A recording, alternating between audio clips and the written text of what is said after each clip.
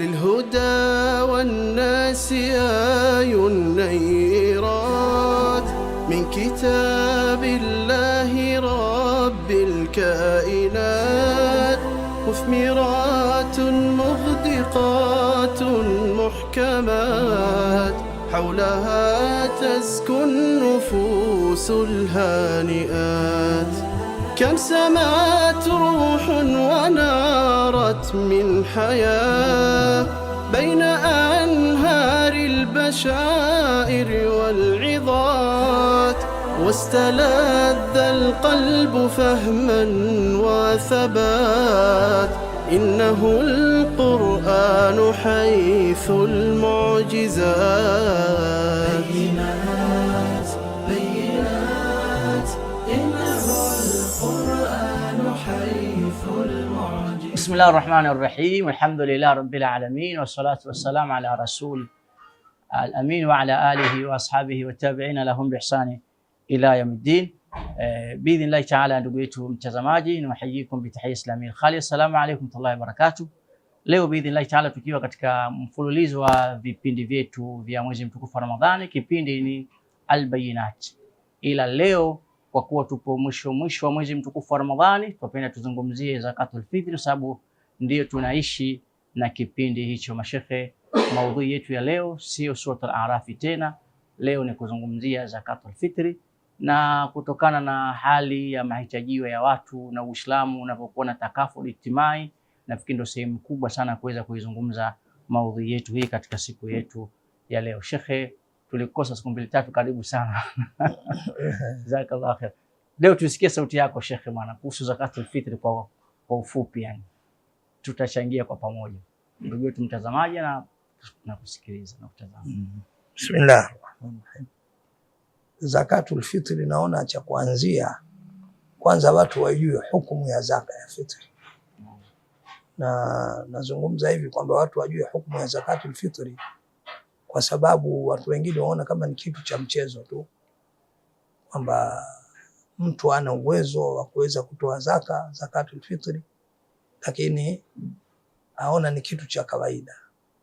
Na saa nyingine pamoja na kwamba ana uwezo wa kufanya hivyo, aona azunguke akaombeombe ili atoe zakatul fitri, lakini yeye mwenyewe anajinyima hii fadhila.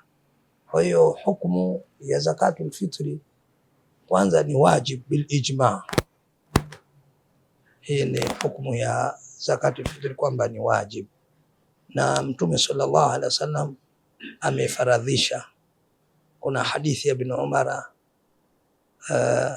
ambayo iko kwenye Sahih Muslim, na hadithi iliyopokewa na Abu Daud na Tirmidhi kwamba amefaradhisha ile ni zakatu badania, kwa sababu kuna zakati malia na zakati badania, yani zaka ya mali na zaka ya mwili. Manake mwili ndio unayofunga, umefanya saumu.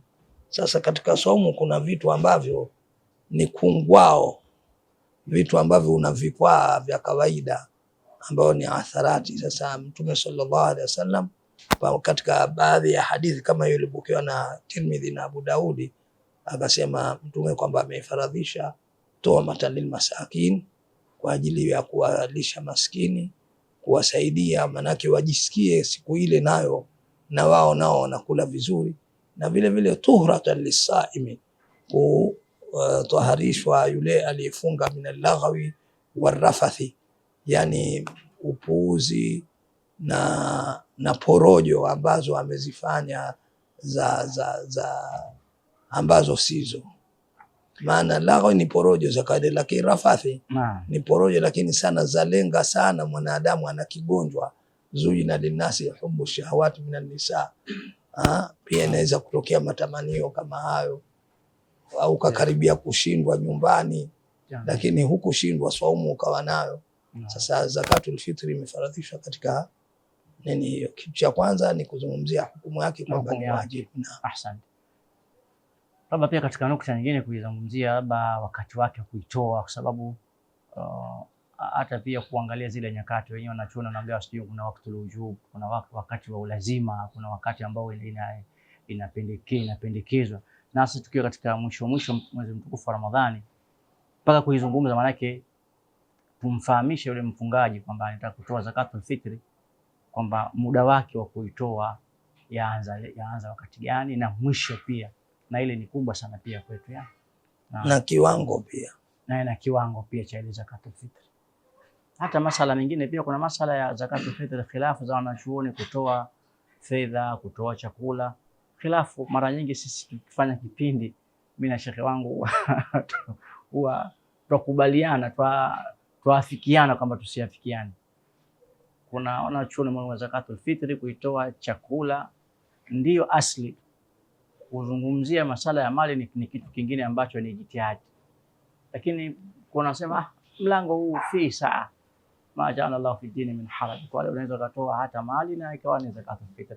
Mimi nafikiri tuongelee hata kama ikiwezekana bila ya nini ya vipengele kile ambacho tunachiona kwamba ndugu yetu mtazamaji atafaidika nacho.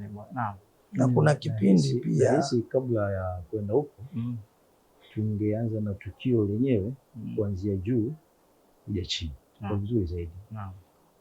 Kwa sababu tukianza na jina lake zakatul fitr, imeitwa zaka ya fitri kwa sababu ni zaka ambayo inatolewa kwa sababu ya kufuturu, kumalizika mwezi mtukufu wa Ramadhani, kumalizika mfungo wa mwezi mtukufu wa Ramadhani.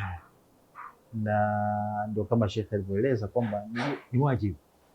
Ijmaa ya wanazuoni wengi wameona kwamba zakatul fitri ni wajibu, na hadithi ya Mtume imekuja, hadithi ya Ibn Abbas, hadithi ya Ibn Umar, imesema faradha Rasulullah zakatul fitr.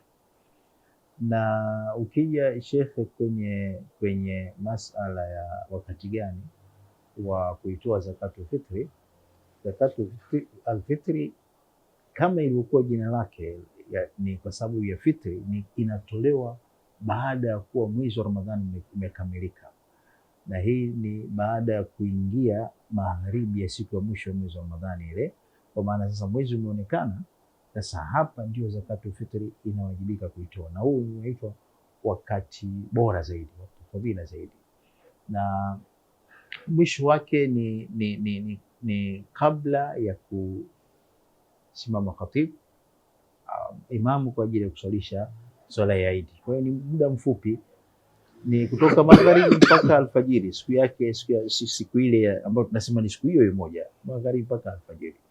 Lakini sasa kuna ule mlango umefunguliwa kwamba unaweza ukatoa siku moja kabla mpaka siku mbili kabla, unaweza ukatoa ili kuondoa haraj, kuondoa dhiki, kwa sababu iwapo mtu akibanwa katika wakati mfupi ule kutoka magharibi mpaka kusikimiwa swala ya Idi ni wakati mfupi, lakini sasa mtu akichua nyuma huku anaruhusiwa kutoa nyuma huku, atapata wakati mrefu zaidi.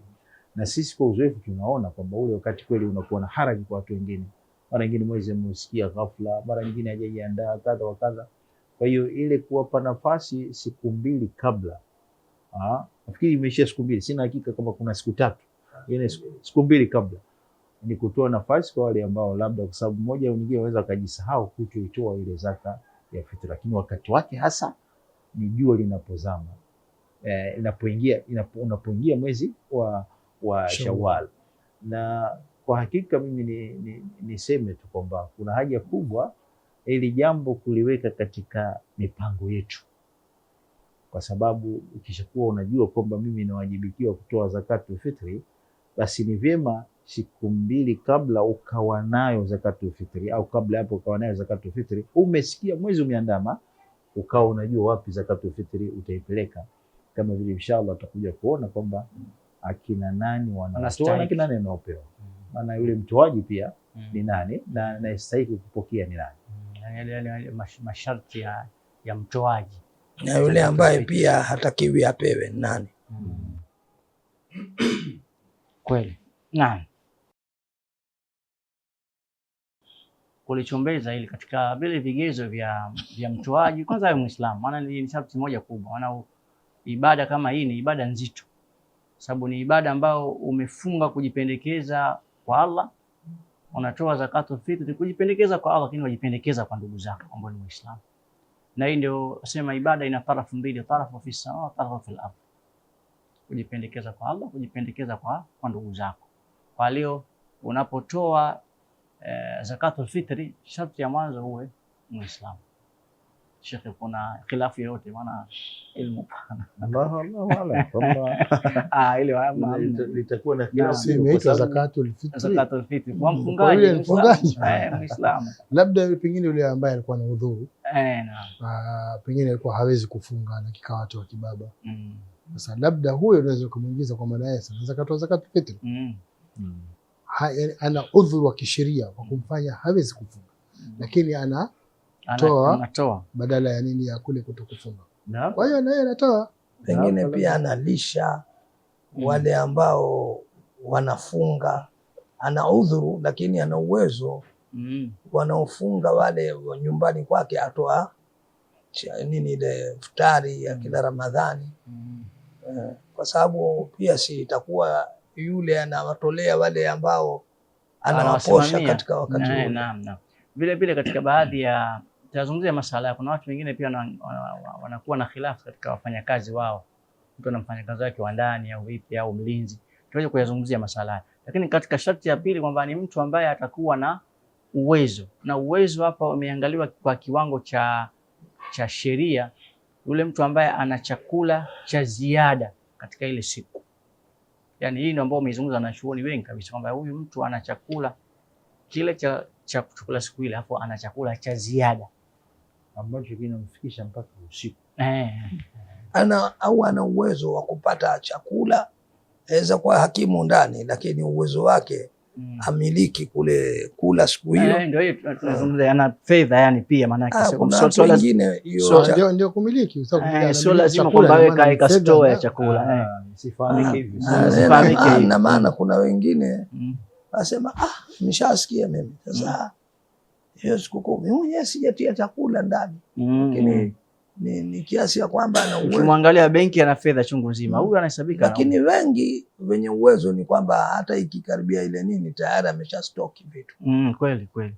Pia katika nukta nyingine ulizungumza pia itolewe kabla ya sala. Naona itolewe katika masharti kwamba zakatul fitr yake itolewe katika baada ya ghurubi shams kama alivyozungumza. Maana ikitolewa pia baada ya hapo watu wameshasali, imamu washapanda katika mimbari siku ya Eid, ile inakuwa ni sadaka katika sadaka nyingine, lakini haingii katika zakatu al-fitr. Baada ya sala kuna kitu kimoja ambacho kiliwahi kutokea na mara nyingi kinatokea. Kuna yule ambaye anamiliki akaamua kumpa labda jirani yake anamjua akatoa, lakini kuna wengine usumbufu hautaki. Kuna watu ambao wana taasisi wanakusanya. Sasa wakati wamekusanya mpaka imefika asubuhi, mpaka wakati wa sala imefika, bado hajamaliza kugawa. Sasa hilo nilikuta Morogoro siku moja, hiyo hali imetokea. Kuna vyakula vimebaki vingi na wakati ule umekwisha. Kwa hiyo vile vinaendelea kugawiwa na yule aliyetoa anahesabika kwamba katoa, ni hawa amechelewa tu kuwagaia kuwafikia. Ile inaitwa kukupokelea. Yaani chakula kipo, wewe huna nafasi ya kuhangaika, lakini wakawa watu kama hao watu taasisi wamechukua kwa niaba ya wale maskini, yani wameshawapokelea katika wakati muafaka. Maana basi mimi iliniletea shida. Kuna kipindi yani ilibidi nitie gari moto usiku kwenda kuwagongea watu yani. Tena ilibidi niende kijiji jirani kwenda kuwatafuta, kwenda kuwapelekea, kwa sababu nilihisi kwamba mimi nisije nikatoa hii zaka ya watu katika kipindi nikaitoa nje ya wakati, nikahisi kama vile itakuwa nimeweza kuharibu ibada ya watu. Kwa hiyo nikabidi nikadharurika yani. Kwa sababu kama ulikuwa na wakati kama upo wakati alikuwa siku na wajua Ramadhani mashekhi walikuwa muda uliokuwa mibani. Ndio nasema kwa mfano kama taasisi inapokea zaka inapokea kwa mfano wakati wa magharibi mpaka isha, na wakawa maskini wanajulikana wako wapi, ni vyema ikagaiwa usiku ule ule mpaka alfajiri. Isifanye makusudi taasisi urudika hii zaka ya fitri ikaitoa baada ya swala. Sasa kwa mfano sasa kunatokea wakati ambapo pia tunaizungumza mara kwa mara, pale wakati watu wanaswali swala hili, kuna watu hawajatoa zakatul fitr, na mwingine kasikia mwezi umeandama hivi sasa asubuhi na hajatoa zakatul fitr. Kwa hiyo huwa kuna fursa fulani hutolewa pale ya yule ambaye hajatoa zakatul fitr kabla imamu hajapanda kwa ajili ya swala, ili atoe zakatul fitr na iwafikiwe wa usiku. Sasa unajua mlango umebana sana shetani. Nafikiri ndio maana kipengele hiki hii jitihada ambayo sijui ni tari ya sasa au ikuwepo toka zamani, kwamba kabla ya umaini, yani mimi kwa uzoefu nimeiona, ukiwa na ile fitri kabla ya siku 2 au kabla ya siku 1 ya huko uona mwezi utaandama, ushaona bwana, yani ukatoa, yani unaepukana na mambo mengi sana, yani uweze ukafika ukanini. Kwa sababu mimi kulikuwa na wazee najua wakati fulani, basi nilikuwa na kigari fulani nachukua, na kabla kwa mfano labda leo ni 28 au sio, tutamani pengine kesho 29 utaonekana au sionekane, basi napita kwa wale wazee na unajua siku 2 hizi kilo 3 hizi, na ushamwambia mfitri hadi kweli utakuta babu mvipi, unamuita babu akwambia ule mchele wangu upapo wewe umeleta, pengine pia kaniletea au sivyo. Sasa hiyo pia inaondoa shida kama hii.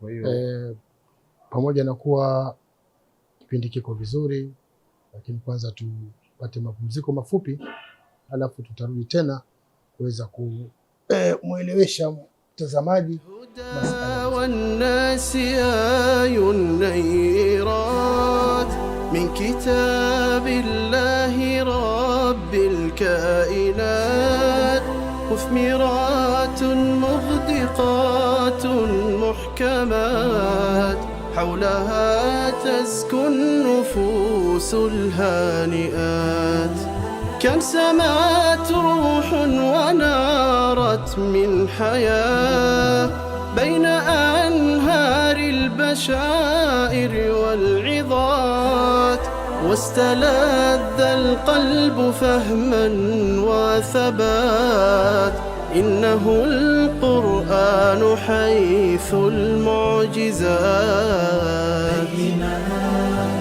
بينات إنه القرآن حيث المعجزات. Tena tunarudi katika kipindi chetu cha zakatul fitr, na alikuwa hapa shekhe akidadavua masala mbalimbali ya kuhusu kukotoa.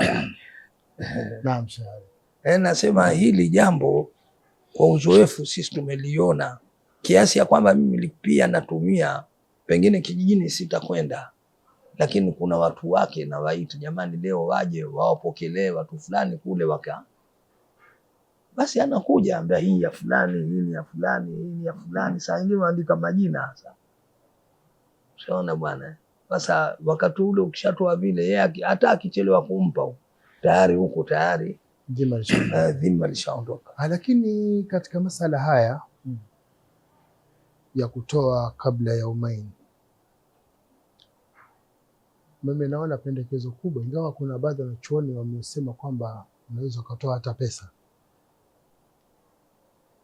lakini kama ni kabla ya umaini, basi kitu cha chakula ni bora, kwa sababu hatari ya unapotoa pesa huenda zikatumika kwenye mambo mengine. Mtu akaenda mwanae hajapata nguo za sikukuu akaongezea kwenda kununua, inakuwa lengo halikutimia. Hiyo si ndo nzuri bwana hiyo.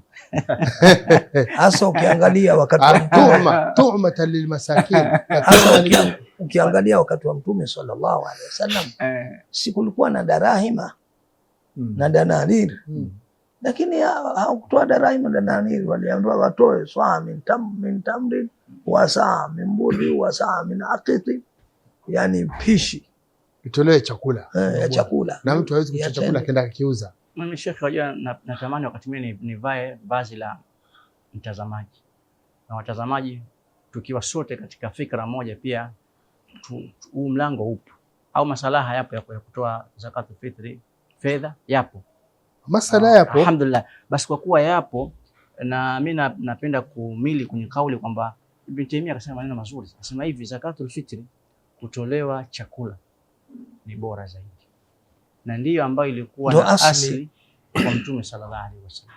Lakini akafungua mlango akasema hivi, kipindi kikiwa chakula kipo kimejaa, shida ni hela, kwa shida ndogo ndogo, basi hela ni bora zaidi. Kipindi ikiwa hela zipo, chakula hamna, basi chakula ni bora zaidi. Wakati mwingine tukampelekea mtu mchele ana sukari, kwa wale mwenyewe akajaribu kutafuta chakula ambacho ndizi nini ambacho kilingana na yeye. Lakini tukampelekea mtu mchele akaenda akauza, sababu hali wali, kwa sababu ya hali yake ya kiafya. Kwa hiyo ukiangalia Uislamu, roho ya Uislamu hasa, yani hizi ibada zina hikma. Kwa hiyo ukiangalia hela sasa inaendana na roho hasa ya maisha yetu. Wallahu a'lam. Naam. Chakula akiuza lakini amepokea chakula. Sasa ona, sikiliza, wakati wa Mtume sallallahu alaihi wasallam hizi zilizoambiwa kama ni udanganyifu, sange ni riba, akamwambia sisi waonaje tufanye biashara, yani janib, yani tende nzuri, lakini janib tende ni nzuri kwa swaa na radi kwa swaa aini. Basi kwenye riba sema awa ainu riba, bi'a radi washtari aljanib, au si uza hizo mbaya ukanunue nzuri. Sasa kama ni chakula yani ilivyokuwa bora, na wasema na shida nyingine, si mtu yajuzu kupokea zaka zaidi ya moja fitri, au si? Au ukishammilikisha kama mchele wako anajua yeye ana hiari yake kwamba yeye sasa ashajaza auza. Mashaka zangu yeye anambia kitu kimoja, yani ukishia kwamba umempa mchele alafu tena aende akauze, ile joto la kwamba wetu umemfanyia wepesi, umemletea uzito mwingine. Sasa ile kwamba watoshelezeni ndugu zenu na kuomba siku ya Eid, hata ule mchele anakwenda kusukuma kwa watu, mpeni hela. Tusijifunge jamani. Nataka kusema kitu kimoja. Unajua ukishafika hali kama hiyo, labda ndio umetoa nafasi wewe wale waombe hela. Umesikia Sheikh? Mimi nashauri kitu kimoja katika hili. Kiangalia sheria inasema kwamba asli ni chakula. Na dirham na hela zilikuwepo. Na hela dirham zilikuwepo. Sasa wewe kama wewe unahisi kwamba huyu maskini huyu nikimpa mchele atakosa nyama, mpe mchele afu mpe na hela. Sina uwezo huo kuweza kumpa vitu vile kwa basi mpe hicho alichokuwa. Faman tatawwa khairan fa inna Allah shakirun alim. Mpe kile ambacho la yukalifu Mungu sawa, mpe hicho alichokuwa. Mtu aingie kwenye ile sunna ya Mtume sallallahu alaihi wasallam, na kufuata sunna ni baraka. Kitu kingine ninachokiangalia, hizi ibada hizi ni muallala, yani zimekuwa zina, yani ibada kuna zile nyingine ni mahadhi zimekuja, yani hazibadiliki, yani hivyo ameruha kama jaat, kama kuhusu sifa za Allah. Lakini ibada ya zakatul fitri ukiangalia kwamba lengo kubwa ni kumuingiza furaha huyu, lengo kubwa ndio hilo. Mimi nitakuwa nimeondokewa na madhambi, lakini nataka niingize furaha, nijipendekeze kwa ndugu yangu. Sasa kama nijipendekeza, mbona hela naona huyu ndio atafurahi zaidi? Sababu ngoja kuambia kipindi wakati mwingine nimempa chakula hana shilingi, hana mkaa, hana nyama, na mimi kwa ndo uwezo wangu kumpa hiyo chakula kama kilo 2, kilo 2 na nusu, kilo 2 na robo. Sasa nampa ule abaki utazama hivi, lakini ningempa hela ya thamani ya ile, angekununua hata kama ni unga, angepata mboga pale, angepata vitu fulani. Kwa hiyo ukiangalia kuna hali fulani ya wanazungumzia kuhusu masala ya fedha wana kidogo wana wajhu yani. Hatujakataa. Kuna wengine pamoja kauli Sheikh, pamoja kauli mimi nasema ndio asli ya. Kuna nyingine ikibidi mtu yeye ni tajiri, habari ya kwenda kununua maji nini, lakini si akupa pesa wewe, wenda nunua wamtolea. Ushaona bwana nao watapata tu, maadamu wafanya ile haki ambayo ndio. Usimwangalie kwa usipompa wewe hela na nini, ukimpa ule mchele sijui au ukimpa sijui nini ndio atakosa nini. Ile kuwa ile sunna imefanyika katika njia yake ni kitu muhimu sana hicho. Lakini ni swali moja Sheikh Salim, kwani sisi tunatakiwa tufuate nani? tumpate Mtume Muhammad sallallahu alaihi wasallam. Alifanyaje? Alifanya saa min shairi. Sasa kinachosumbua sisi kichwa, tukatafuta masala ya pesa zilikuwepo. Mtume ana huruma zaidi kuliko sisi. Alikuwa na uwezo wa kusema toa chakula au utafutie dirhamu, hayo yote kwa hayamshini. Sasa kitu kikubwa kinachojulikana kwamba, na pia hakuelekeza kwenye chakula kimoja. Kama unaona huyu mchele hana, mchukuli tende. Kama ni tende mchukuli. Na ndio maana hapo shida mimi ninapokuja kwenye nukta nzuri kwamba hata hao wanachuoni pia walipozungumzia vyakula, kuna vyakula vingine havimo katika nasi. Kiasi ngoja nimalize. Lakini zimo kwenye ikhtiyari. Kipindi chetu hiki ni cha zakatul fitri na kinakaribia kumalizika. Mashaallah. Sasa kuna haja ya kuingia mambo mengine haraka kweli, ili kiwango sasa kinachotolewa, kiwango kinachotakiwa kweli na zakatul fitri. Na kweli tulijisahau kabisa. Kwa hiyo mimi nafikiri tukizungumzia hicho kiwango, wanasema swaa. Kwa Kiswahili swaa nini? Swaa ni pishi. Na pia nataka nieleze pishi kwa sababu kuna watu wengi wakosea sana. Pishi na kibaba. Kibaba ni kidogo kuliko pishi. Mude. Kibaba vibaba 4 ndio pishi moja. Ushaona bwana?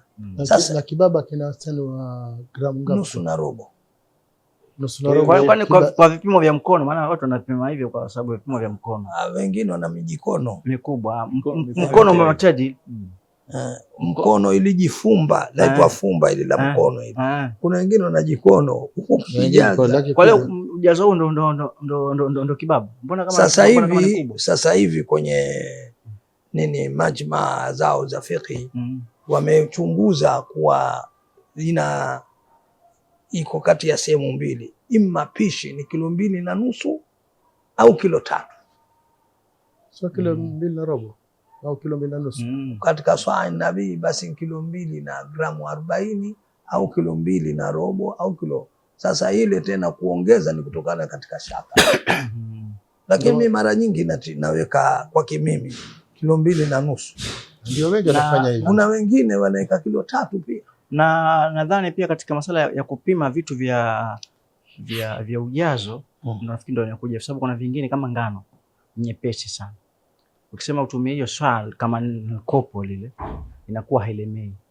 Kwa hiyo ndio maana mpaka wakafikia mpaka kuweza kuzungumzia. Ile kopo lenyewe njembamba. Naona. Kwa mfano njembamba na ni kubwa, kwa hiyo kile chakula kaingia kingi, hasa uzito lakini uzito tofauti na uzito wa kulingana na wakati uliokwenda.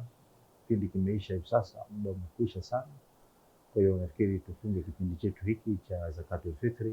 Muislamu ameelewa kwa kiasi kubwa zakatul fitri na wakati wake na nani nampasa itoe zaka hii na nini kinachotolewa na wanaotolewa zaka.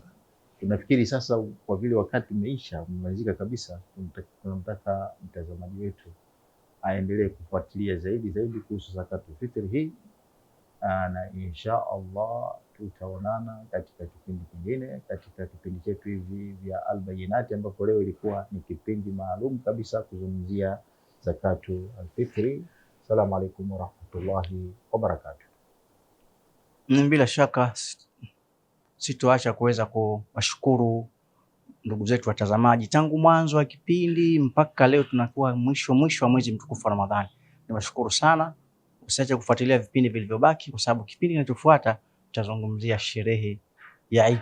Kwa hiyo usiache kufuatilia, kuna dua kubwa kupitia baadhi ya mashaikh mbalimbali. Wajazakumullah والناس آي النيرات من كتاب الله رب الكائنات مثمرات مغدقات محكمات حولها تزكو النفوس الهانئات كم سمعت روح ونارت من حياة بين أنهار البشائر والعظات واستلذ القلب فهما وثبات إنه القرآن حيث المعجزات